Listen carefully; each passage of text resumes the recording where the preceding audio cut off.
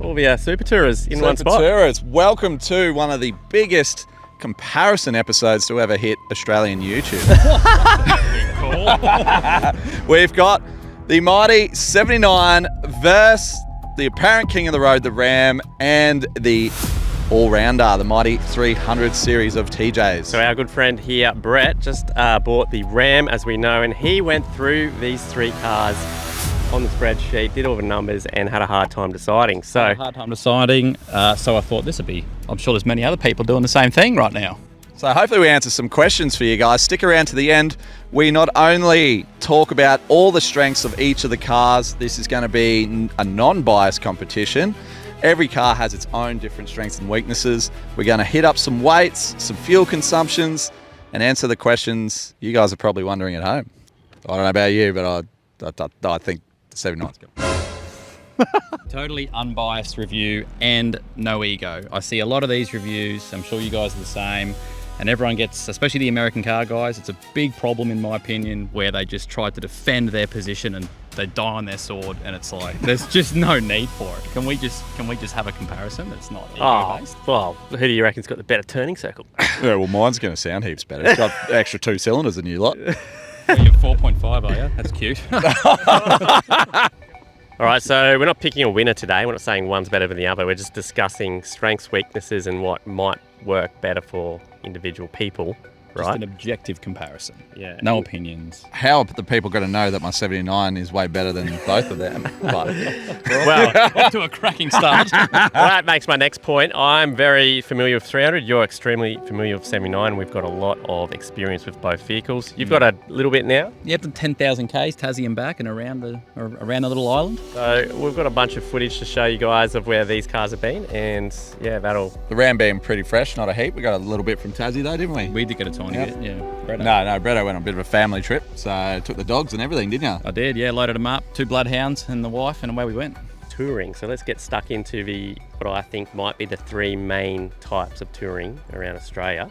Woo. I guess kicking it off, you've got the big lap guy with the caravan. Yeah.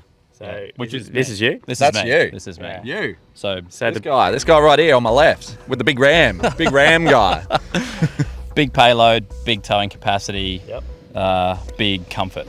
Yep. They were the things that I guess like most people would be drawn to that car. We're going to make that one of the categories we're talking about right now. So the next sort of thing is remote track touring, like kind of more what Macca does that you would have seen on the channel. 79. So we're talking... Exhibit A. We're talking Simpson Desert, Cape York Old Telly Track, Arnhem Land, West Canning Oz. Stock Road. Canning, yeah. Those sorts of things. Haven't done all of those things, but They're on the list. definitely they're on the list, and They're that's why that car's built to do those sorts of things. Very hard on your car. You need reliability. And you need Simplicity, reliability. availability of parts. Availability of parts is a big one. Although I did just shear my hub studs on Fraser Island, and apparently there's no No gold hub studs around. and there's no coal mine around here with full of 79s to pinch parts off. So Yeah, and the Repco just closed down. So. yeah, just shut literally the other week. Okay, and then we're making the third category is the all-rounder, the family car, the one you can tour in, One you can or you tow can with. go to the movies with your date in, or pick the kids up from school, and all do it with ease and not too much discomfort. Like it is the all-rounder, capable off-road.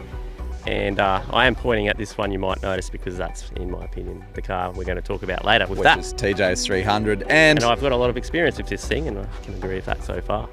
going back to non-bias, all of these cars can all do and achieve the same things as each other, just some will do it easier than others. But yeah, very important to mention, all these cars can do every single thing we're going to talk about, but would you choose that car for it if you had the choice of the other? Like a big question, would you take this car down gunshot at the old telly track?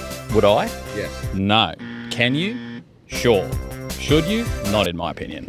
Like, there's other cars for that. There That's you what go. we're talking about. Different cars for different people. So But they can do it. Theoretically, you can send a Mitsubishi Mirage off a gunshot. yeah. You know, like there's nothing stopping you. All right, I guess we'll kick it off with the big lap comfort king, the mighty Ram, a 2500 Bretto. So the big payload, the big towing capacity, all the luxury, comfy features.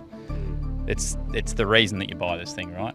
Yeah, look, I got to agree with that. And you were mentioning about the payloads is actually, 4.5 ton in Australia GVM, but in America it is 5.5 ton. I don't know what the exact number is. I try not to get too caught up on numbers. I think people get too dialed in on numbers and things, and it just becomes too much information. They're 4.5 ton GVM, 4.5 ton towing, but that is just because of Australia's licensing laws. Yeah. So the exact same car with the same diffs and gearbox and everything in America has a much higher capacity. And this is why it is so easy to GVM upgrade these onto a MB2 Truck Rego, which a lot of guys do. Yeah, it's just a licensing thing in Australia. They don't want people driving 5-ton payloads on a car license. Kind of makes sense, but in America it's different. So very well out of the box, ready to go and do that. Guys, we're on to a remote track weapon. Woo! Arguably. That's right. So the remote track weapon specializes in simplicity, availability, and the owner's not scared of being uncomfortable. You're right. It's not the most comfortable car, but a leaf spring one can take constant loads for a very long time. Yep. They are pretty reliable when you're not absolutely tuning them through the roof and putting crazy power through them. They are V8, so they sound fantastic. But at the end of the day, it is a lot more agricultural, a lot more basic, a lot smaller inside, nowhere near as comfortable, but it's going to get the job done. And it's going to sound bloody good doing it. Yeah. One advantage to the Toyotas in Australia, in my opinion, as soon as you're out west, it's basically the only dealership you're going to find in every town. Correct. So parts a lot easier and quicker to get if you need them. Alrighty guys, welcome to the modern all-rounder. Can drop the kids to school, go to the shopping and go through Simpson Desert, all with the push of a start engine button. True and correct. So this is, I feel like this is 90% of people really, unless you're going to do a full-time around Australia trip. I'm going to say they're calling it the all-rounder is the best word for it. It's got the V6 turbo diesel. It's very torquey, straight out of the box, lots of power straight out of the box. Yeah, so lifting tyres and fridge in the back and away you go, The GR model comes twin locked, extremely capable car. Correct. Out of the box. Parts for them. There is a lot of Toyotas around Australia, so you're still keeping that availability. Not quite as easy to get parts as the 79, but still better than the Ram. Yeah, I think by a long way it's better. 100%. So the Ram's hard to get in comparison to this parts for quickly. Yeah. In a remote area. Unarguably. Yeah. That is, there's no debating that. No. Right. Touring setups. Let's get straight into the touring setups. So, and, obviously 2 utes, which come with tubs, but you swap out for tray backs. Yeah, we've got the TDI Tray Canopy setups, both of us, which sort of range between that $30,000 and $40,000 range, depending how many boxes you tick and how much 12 volt you put in. Correct. Yeah, 12 volt can be the big variable. Or the wagon, so you just put everything back. Yeah, just don't have to pay for the tray, you don't have to pay for the canopy. What, about $5,000 plus 12 volt in the back of there? Maybe a bit less. What's the, I guess, what do you got? Drawers, fridge, 12, and 12 volt. So yeah, you'd be under 10 grand for sure for that. So the advantages of the wagon is, it may a lot cheaper to do, but not as much room, not as durable to beat up in the bush. True. If you hit your quarter panel, you're in for quite the panel beating expense. This was one of the big considerations for me with wanting, sort of choosing the Ram over a 300 or a 200. I've lived out of something very similar to that. Bretto has done a lap in a 200 series. And loved it. But this time, the fact that we're towing the van, which means the boat has to go on top, which means you've got to find somewhere for your fuel tank and your outboard motor, which is made a lot harder in the wagon. That's one of the main reasons I really wanted the ute. Yeah, that makes a lot of sense. If you're putting a boat on the roof, you are definitely going to need a TDI setup, nothing else. Yes. Yeah, no worries, Millsy. With that in mind, though, arguably, could you have done what you want to do with the style side it came with? Yes, you absolutely could have. You still need a canopy on it. And to be fair, people do it out of a wagon. I just didn't want to have that oily fuel smell inside the car all the time. Yeah, true. And the benefit of the canopy is that it's dust and waterproof. So if your outboard is just sitting in the tub and your fuel lines and everything are just getting coated in dust and that. It's not ideal. So that was major considerations for why you've done that? Yeah, I spent $50,000 just so I can keep my outboard motor out of the dust. Fair enough. Which ironically is where they are if you're just towing the boat on the back of a trailer. Yeah, what an idiot. What an idiot. Wait, but your car looks sick. Yeah. We are going to break this down into categories now. So let's get the cars on their own. Let's talk about how much they cost and some of their benefits individually. We'll get them back together for Bit of a turning circle. bit of a turning circle off. Yes. Keep going. That'll do ya. While Brett retrieves the tape measure. He's gone for the mighty King Chrome tape measure that we're going to Okay. actually measure a bit of lengths and widths. Some real life rather differences. Yep. Not too overboard, just a bit of length and width, like will it fit in a car park, will it not? So yeah, obviously all these cars are highly modified. It's not how they come at all. We're just doing this with the 3 cars we've got. Mine is, I believe, 2.2 metres tall. Come on in here, Bretto, we have a tape measure. We are about 4,980. 4.98. It's under 5 metres, let's round her off to an even 5 metres long. And width? Now width. Metres, you wally. Are you looking at the mirror or not? Oh, no. Not the mirror, you don't include mirrors. Yeah, because they don't matter. Well, you Alright. can fold them in. Not including You can't mirrors. fold your flares in. Can you fold your mirrors in? At the push of a button?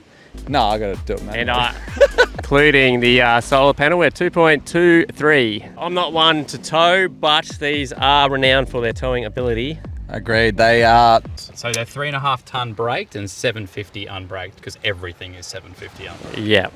Correct. So there you go. So 3.5 ton pulling capacity, one would say. Although I didn't personally get it for that. For me, it's more a standalone touring vehicle. The biggest thing I think that people want to know is how much does a rig like this cost? So you've got the SSM costs about 30 grand. You've got wheels, you've got tyres. The bull bar's included in the SSM. You've got snorkels, sliders. So pretty well all these cars have the same mods. Yeah, there's a lot on it. They're both twin locked. twin locked. Oh, yours isn't. Camping setup, the rooftop, the 12 awning. volt awning.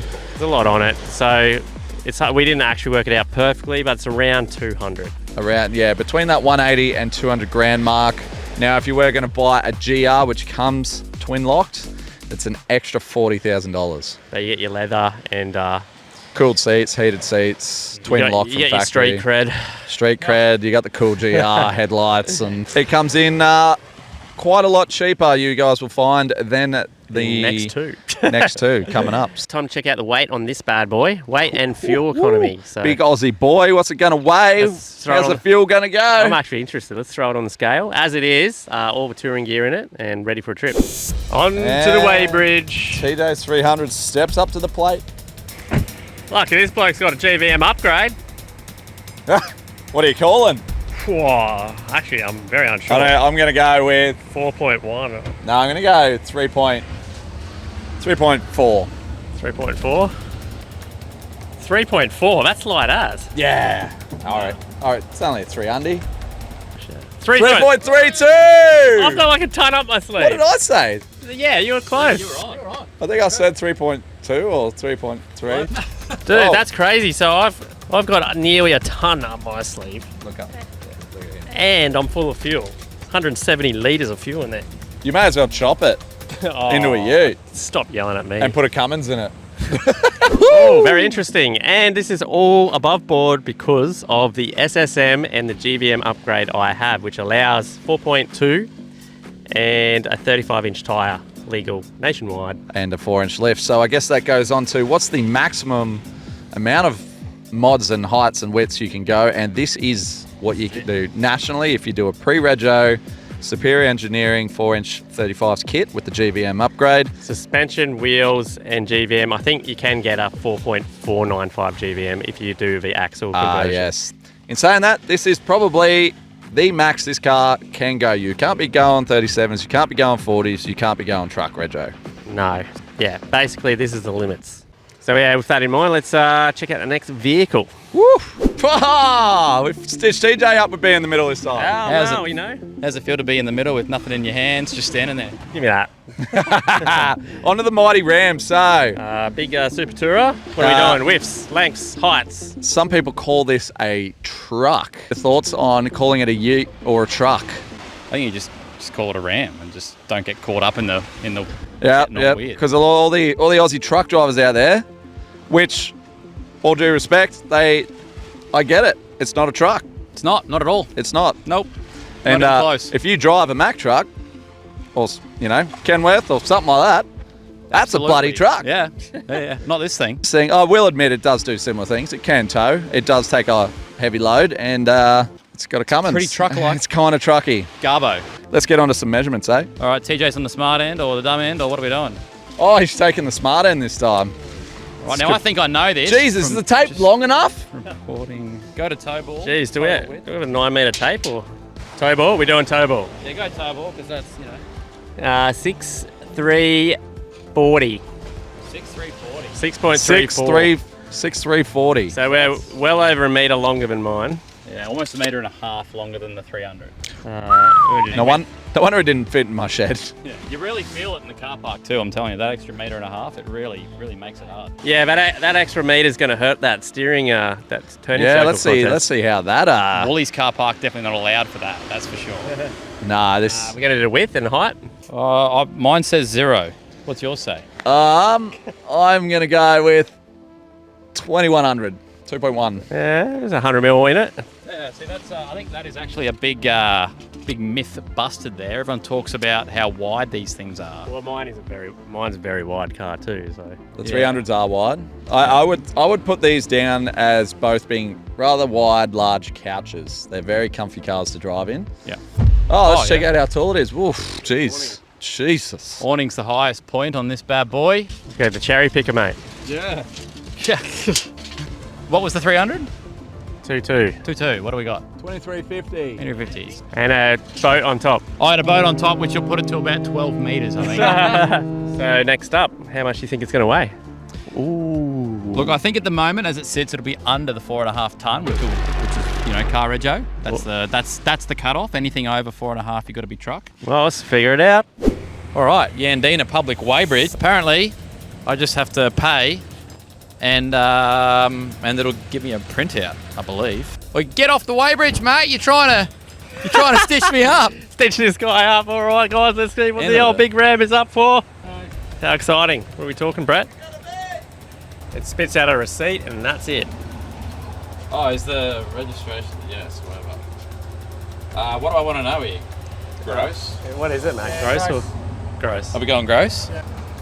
Righto, here we go. Oh, yeah.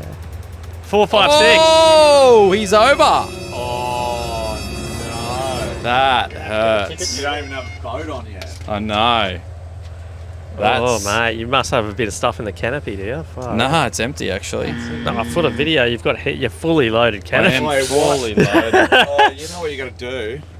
You've still got that 600 kilos of gold bullion in the back. I should have taken that out. Yeah. I should have. Why didn't I think of that? And I might be doing some GVM MB2 stuff. Okay, interesting. Pricing of the mighty big Ramos. The kind of thing every Ram owner wants to forget, to be honest. Yeah, so you've ticked most of the boxes on this bad boy. We did just do a full build episode listing every single cost. There's a couple more things that are being done to this that we've recently found. So it's One that we've already done. which one was that? We did the airbags. Yes, so we've added airbags to the rear. Yep. But it's also heading down to GNL. So it's heading down to GNL to get itself a bit of a tune, get a bit more power out of this bad boy, as well as the infamous gearbox upgrades. Now they call that an insurance package. This one. So they upgraded heaps of parts inside the transmission. And it's especially when you're towing and when you've gone a larger tyre size. It's pretty well documented that the gearbox in these is the weak link in the chain.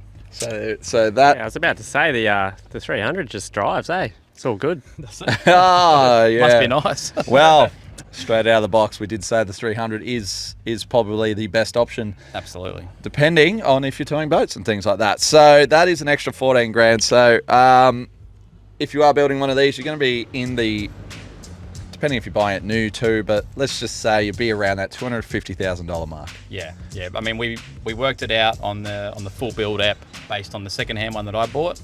Brand new ones are about that 40 to 50 grand more. So tack that on, you're up around that $250,000, 250. Yeah. There you go. So the 300 is coming in a lot cheaper than that. Yes, you have a $50,000 head start, my friend. Well, let's see what the big 79 is going to do to the bank account. I'm looking forward to this one. This will make me feel way better. Man, they're mint straight out of the box. Yeah, this is straight out of the box. Yeah. If by straight out of the box, you mean straight out of the shed life box. Most highly modified Land Cruiser kicking around. Yeah, bit cool though, there's a lot of them. Yeah, this is the 79 series that has gone and ticked all of the boxes. We're talking 5.1 litre stroker, which we've done a video on, isn't necessary. 8-speed, I think that's necessary. I think it's the best mod I've done to this car. Agreed. Snorkel, sliders, tray, canopy, rooftop tent, awning. All pre-rego coil conversion. Pre-rego 5-inch and 37s. SSM from Superior Engineering. 495 GBM? Yeah, I think it's a 4.2 GBM. They do the 495 GBM. They also do extensions if you want to go that way as well. KMCs, Nitto trail grapplers. Literally everything. Literally. We don't have time today to list this, guys. There is another video for that too, isn't there? Yeah, there is. Yeah. I've even just put in a new seat, so there's another one coming. We just didn't get it finished in time. A quick measure up. I'll do the dumb end. Right up. 5.2. Oh, this end always measures 0, Brett. I know, it's so. I think that end's busted. Yeah. 5.250. 5.250. No, we're about 200 mil longer. That's actually not as long as I thought. No, well the tray it's not like a full length tray. Shorter than normal. Shorter tray because I don't like the weight hanging so far back over the rear axle. This will be interesting. Width. This is by far the thinnest car we've got. I reckon. Yeah, even with does the SSM push it out wider? All right, width. Righto, 2 days on the 0 end. What does yours read? 0. 0. All right. I have got 1900. 1.9. And that's the tray. The body's actually way skinnier. No, well, the body is a lot skinnier. So that's like flare to flare. That's the tray's weird. My tray flare is in line with my front flare. So yeah, 1.9 from flare to flare. So but yeah, 200 mils thinner than a Ram. It's just a lot in person. I'm just going to quickly measure something. Here we go. He's gone rogue. From my flare to my body is 70 mils, so it's another 140 mils skinnier than that. The body. They're very skinny cars inside. Like everyone says, it's not a comfortable. It's a farm truck. It's agricultural. It's tiny. Correct. Cab. There's some downsides to this vehicle. There's no power side mirrors. There's no lane change monitoring. There's no radar cruise. There's no axle studs. Talking about. It's and from factory they're manual. You know, these are very, very basic cars. They have 2 4-inch speakers in the dash. That is it. Terrible. It does not come with a lot at all. These cars. It's actually probably on par with yours, Brett. This. I think this is taller. I reckon. Taller, you reckon? Maybe. Yeah. Skinny and tall. That's great. Yeah. That's excellent for off-roading. Makes it stable. Doesn't tip over at all right, what do we got at the dumb end? 0, perfect. Smart end? 2.34. Oh, that's similar. That is about the same. About the same. Safe to say neither of you are parking undercover at the shops. No. So that being said, let's go check out the weight of this bad boy. Something I've been very interested in. And scared too. That bus is on the scale. Did yours go red as soon as you drove on it? Yeah. All right. Oh, get out of it.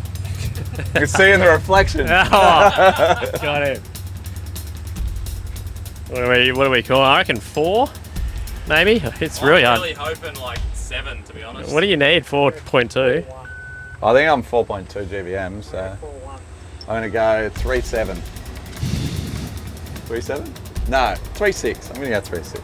3.54! Boy, that's a lot. Dude. I can just pick the weights of cars. I didn't know that was a thing I could do. 3.56, baby. Well done. I thought it was going to be heavier than that. That Ram is just so heavy. So what I just heard Brett say is we're going to go to G&L. We're going to do the valve body upgrade. We're going to put 37s on it, possibly 40s, and we're going to put on Truck Rego MB2. Yeah, right. And maybe more lift. Yeah, right. Basically, everything we've done, we're going to undo. Yeah, no, improve. That surprised me. Yeah. I thought for sure without the boat and the van, I would be just under. All right, cost. This is a budget vehicle, is it? Yeah, this is a budget one. Well, it's the cheapest out of the box, right? You're right, it is the cheapest. The GXL currently is about the 85 to 90 grand. Somewhere there. Depending on what Toyota dealership you go to. And back when this was new in 2020, it was down around the 75 grand. They used to be fairly cheap for what they were. But this thing, straight out of the box, SSM, so there's 35 grand before you're allowed to 35, drive it. 40 grand on your SSM. You got probably another 30 to 40 on the rear end with the Tray Canopy. Then you've got speakers, stereos, interior mods, man, how about the bit seats, the 8 speeds? engines, 8 speeds. 35. The 5.1 strokers, 35, 40. Snorkel sliders. G turbos. You know, like this is a tick every box kind of ute build. And I reckon it's the 250k mark like the Ram. Yeah, we did a bit of a rough. It's very hard to actually work out. Oh, and it's painted black. Well, it's actually black. They don't come factory black. No. There's many things about this which is extreme. It is a very extreme car, but I obviously bought it second hand and it had a lot of stuff already done, so I saved a lot of costing there. Apples for apples. If you did tick every box like me, you would be in The same category as the Ram. same category Price-wise. as a GR300, a Ram with all the same mods. Alrighty, time for one I'm actually interested to do, the turning circle. Woo-hoo-hoo! Now, we all know 79s don't have the best turning circle, so I'm not very confident at this one. They're all actually modified, so interesting enough, I believe I've got bump stops in the steering with the SSM. Yes, yours are probably wound out a little bit further to accommodate the 35-inch tyre, so it doesn't scrub. So it's a factory one might do better than mine, but we are going to set them all up in the same spot and measure the finishing distance differences. So we're doing the turning circle test. What's the verdict, Lewin? How's it look? There's not even 300 mil in that. I'm worried I'm not going to end up in the water, to be honest. All right. Righto, here we go. This is it. This is the big... Hey, Bretto, did you bring your flippers in case you end up in water? All right, he's giving me the all clear. Here we go.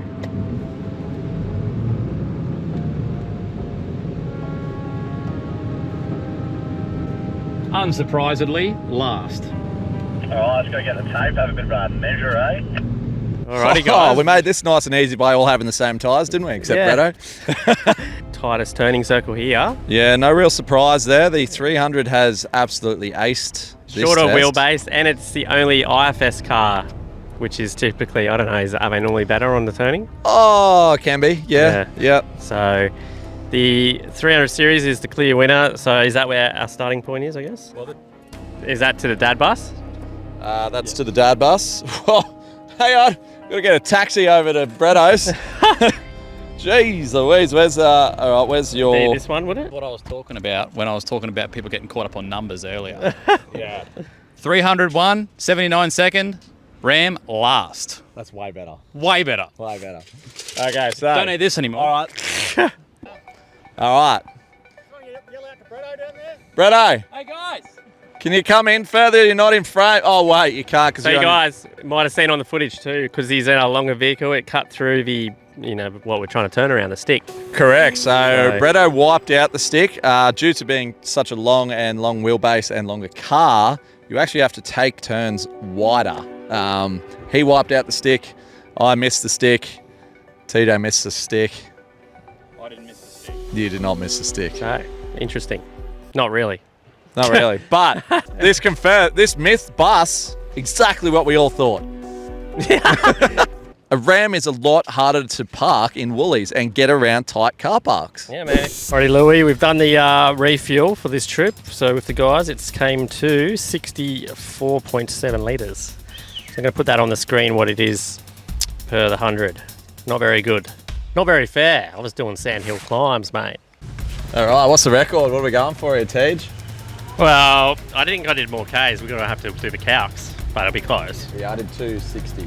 Did you? Yeah, oh, I'm about the same, I think. Well, we literally pretty well drove the same place. Oh, I drove up and down the beach and then, Once. yeah, and did the.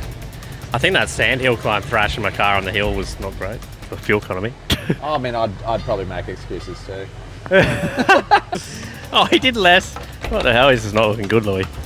This thing is very good on fuel. It is very good on fuel, so... They're not like this from factory. No, they're not. This You need a 8-speed. is absolutely not a fair comparison. You got an 8-speed to get that kind of...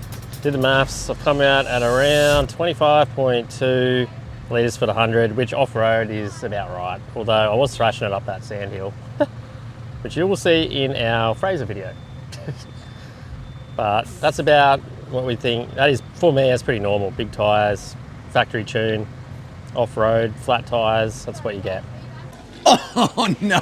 How bad is it? Oh, it's not looking great for you, Bretto. Not looking great. What were you? Well, you know, when you're pushing 4.5-ish ton, when you're pushing this much weight, insert weight here, I think I won. 70, Yeah, right. 73. Renault is more broke than everyone.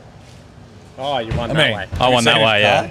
Yeah, well, it's a big Except car. Mac, he's got a big repair to do when he gets home. Oh, yeah, actually. I'm going to go and pull my diff center back out and drop the oil and check everything over.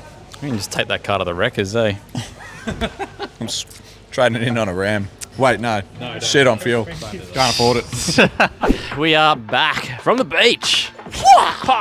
Movie magic. It's actually a week later. And might I say, the boys are looking pretty specky in their No Wasted Weekends gear. Oh, Looking nowastedweekends.com. Thanks, boys. Where do we get it again? NoWastedWeekends. Nowastedweekends.com. So is that NoWastedWeekends.com? He's good, isn't he? No Wasted Weekends.com. Yeah, okay. No, yeah, beautiful. Yeah, if you want to support us, guys, jump on, grab some merch. So you guys have seen the results, and straight away, Dad Bus.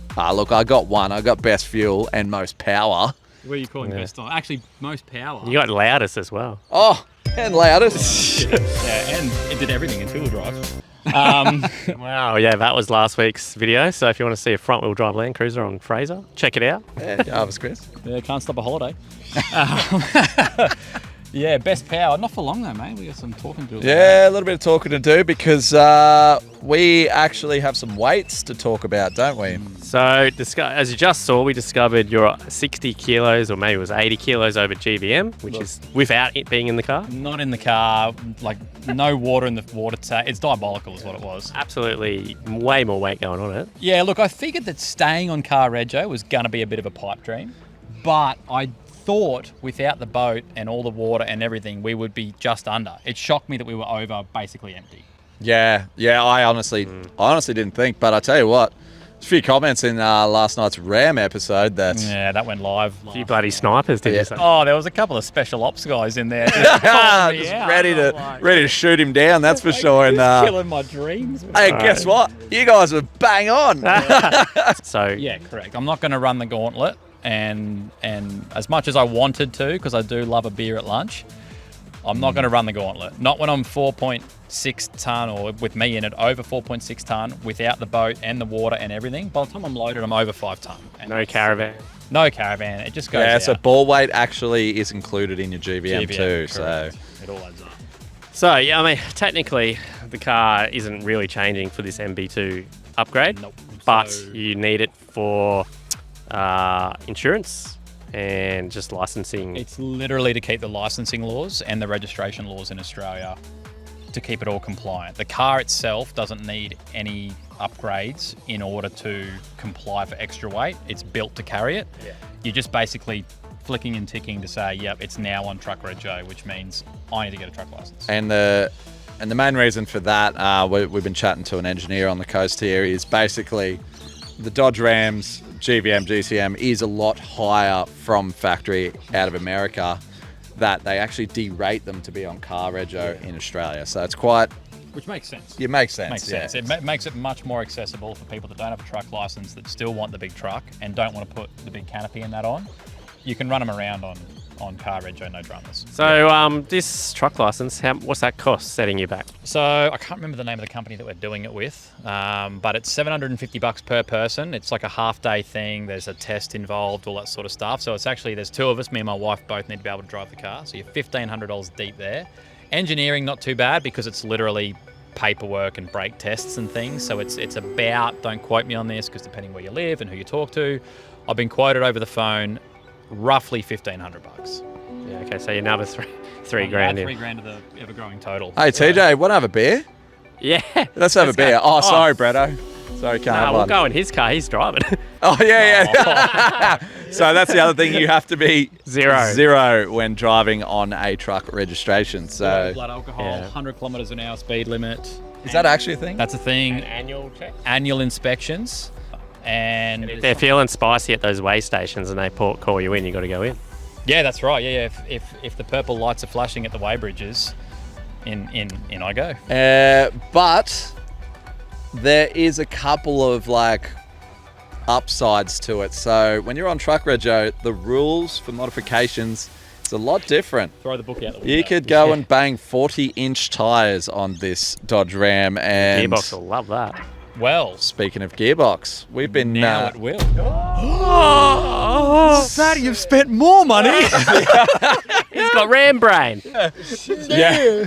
So Cruiser Brain, we thought that was the thing. Ram Brain's the new one. So the big Ramos has been down at GNL, and if you remember those guys, they are the American truck engine and truck We did experts. your dyno down there with the K-Truck. Correct. Do you remember that? They tuned up the K-Truck for me. Those guys specialise in spicy American engines. So You know that when you go there, hey, it's just American trucks all over the place. yeah. Well, that's what they're known for. So They're good at great, it. and they're great blokes in there too.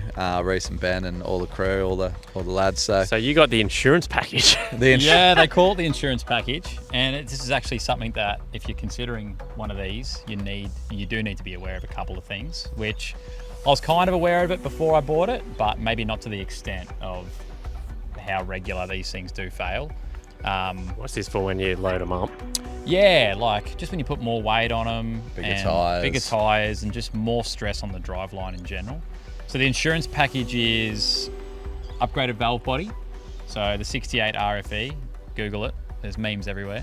They need Horrible a little gearbox. Yeah, they are. They're not the best, but you can make them. You can make them pretty reliable. So GNL do a valve body upgrade on that. and a few other little bits in there, I think. Yeah. Something else that we got done is the heater grid delete. So because these are, made for sub-zero temperatures in Canada, they come with snow plow mounts and everything on the front of them. Fun fact, we have to remove those. We did. Yep. You want to delete that because there is actually There's they a can. bolt. There's a bolt that can fail and suck into your motor. So Yeah, it literally falls into the intake, rolls in. first cylinder thing six. I did on my K-Truck was delete that heater grid. So And anything else you did there? Yeah, well, I mean, God, if you're getting down, getting your transmission upgraded for insurance purposes, and deleting your heater grid for insurance purposes, and it's none of this stuff is cheap. You want to have a bit of fun. So we got a tune. Tune! What'd she make? So she's gone from 411 horsepower and 1,050 stock. Hang on, let me get my laminated sheets. So we went from 1,098 Newton meters. Isn't that crazy for a factory engine? Yeah, big boy. To 1,000. 1451. Whoa, So- you'd feel that. You really feel it. 411 horses to 530 horses. And a module where the boys can actually log into your car and Yeah, so if I find myself, which is really I think it's a pretty cool thing, right? One of the reasons that this is the remote tourer that we spoke about in this video is that you can be anywhere in the country, and if something goes wrong with it, chances are you can get parts for it. And this is where this thing really suffers, that if you're in the middle of nowhere and something goes wrong with it, you're kind of on your own. But at least with this thing, it plugs in, the boys at GNL can log into the car from anywhere in the world. And if it's just an electrical gremlin that's causing me to go into limp mode, they can just sign in, delete everything, and away I go. I thought that was pretty good. yeah, it's pretty cool insurance package. That's pretty cool. And one final thing you got done, which is something we mentioned fail actually in the Ram video, and that's the ball joints. Yeah, I don't know if that makes it into the Fraser video or not, but I was starting to hear a funny knock coming from the front on the video. We did. Yeah, we did it. We didn't know what it was. Yeah, we weren't sure what it was, but because that fella, when we were building it, had messaged you on Instagram and mentioned it, Like I was like, oh, here we go, that'll be right. And yeah, that's exactly what it was. One of the ball joints had a heap of play in it. So we've got rid of them, and there's now a Carly ball joint in there that is greasable and comes with a lifetime warranty. 79 series are looking better and better and better. But this front-wheel drive model. Oh, leave me alone. Well, that's what this video is about. We're not saying one's the best. We're saying it depends on what you need. Or should we go? Give us your first, second, third pick in the comments. That's pretty cool. Yeah, leave 1, 2, 3 in the comments, guys. Which is your best to second or your third? I think I might lose here. I don't know. 300. I don't know. 300 is like the goals. Yeah, it's a great all-rounder car. I like it, so Look, that's I all think cares. I would be stoked to own any of them, and I think most people would be like. Oh, I mean, most people would, but like, let's just go 1, 2, 3. You're feeling confident. Him with his big 79 audience and all the subscribers. And so if you guys are going to come out to the Brisbane 4-wheel drive show, come say good day. We're going to be there all 3 days, hanging out by the cars. I've got a bunch of new merch coming too, which isn't on the website. So I also have a bunch of new merch. Is that merch that's not on nowastedweekends.com or shedlife.co? That could be. Not on either website yet. And so come down, say good day, grab a shirt. Don't have to, but we'll be there. Always down for a chin wag. And what's that show discount code? Shedlife 15. Excited to see you guys again. We've been there like 4 years, 5 years in a row. Yes. At the moment, we're going to be at the same spot. So if that changes, I apologise.